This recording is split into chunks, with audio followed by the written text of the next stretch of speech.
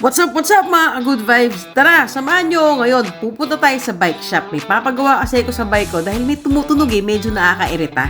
Pero bago tayo maarating doon, tara, pasyal ko muna kayo. So from Quezon City, dito tayo ngayon dumaan sa may Riverbank Center. Shortcut to papunta doon sa pupuntahan nating bike shop.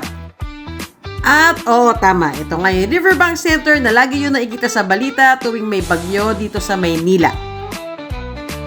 At bukod sa bagyo, hindi lang naman siya doon sikat, no? Madami din napupuntahan dito. Madaming outlet stores dito sa Riverbank Center. Nandiyo yung Nike, Adidas, Puma, Shelf Life, World Balance, Converse, yun, puro bili ng sapatos. At saka marami pang kung aning na mabibili dito. Yung mga trip mo kung ano man, may grocery din dyan. Tapos, nandyan yun, no? Yung famous na train na pwede ka magpa-picture. Tapos, kung ayaw mo naman dyan sa loob ng mall, meron ditong Tiangge, yung Pasko Tiangge na sinasabi nila. Pero nakakatawa kasi itong Tiangge na to, parang buong taon bukas na di na nagsasara.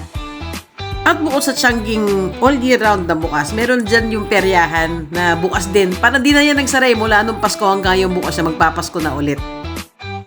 Tapos, pag ligaw mo sa kanto na to, nandyan naman yung madaming kainan. May food court dyan, may daming ihaw-ihaw, mga tusok-tusok, mga kung ano-anong pagkain.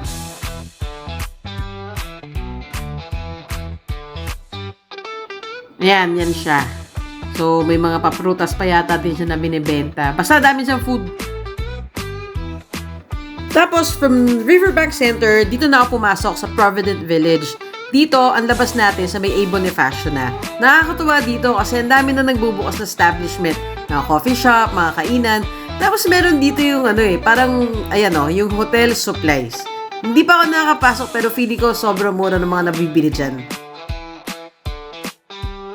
From A. Bonifacio, lumiko na ako dito sa may Lopez Haina. Dito mo makikita yung Reynolds Cyclery. Magaling gumawa dito as in mula sa folding bike ko hanggang sa mga mountain bikes ko, dito ako pinapagawa. Paalala, disinfect muna bago pasok.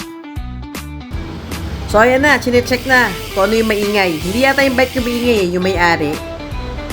So this is your typical neighborhood bike shop. Di naman siya ganun kalaki, pero lahat ng basic necessities para sa bike mo, meron sila niyan dito. Pero kung meron kang specific na piyesang gusto mo, pwede kang bumili somewhere, tapos pwede mo dalhin dito. Kaabit naman nila yun . Super trusted naman ng mga mechanics dito, so hindi ka mag-aalala kung ano man yung papagawa mo, ano man yung mga piyesa mo, kasi magaling talaga sila.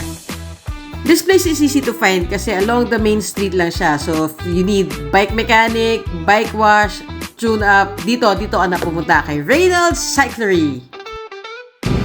So yun, tapos na tayo magpagawa ng bike. Ito, pauwi na rin ako. So dito ko na rin tatapusin itong vlog na to. I hope you learned something from this. Kung wala naman, sana nag-enjoy ka. Ingat!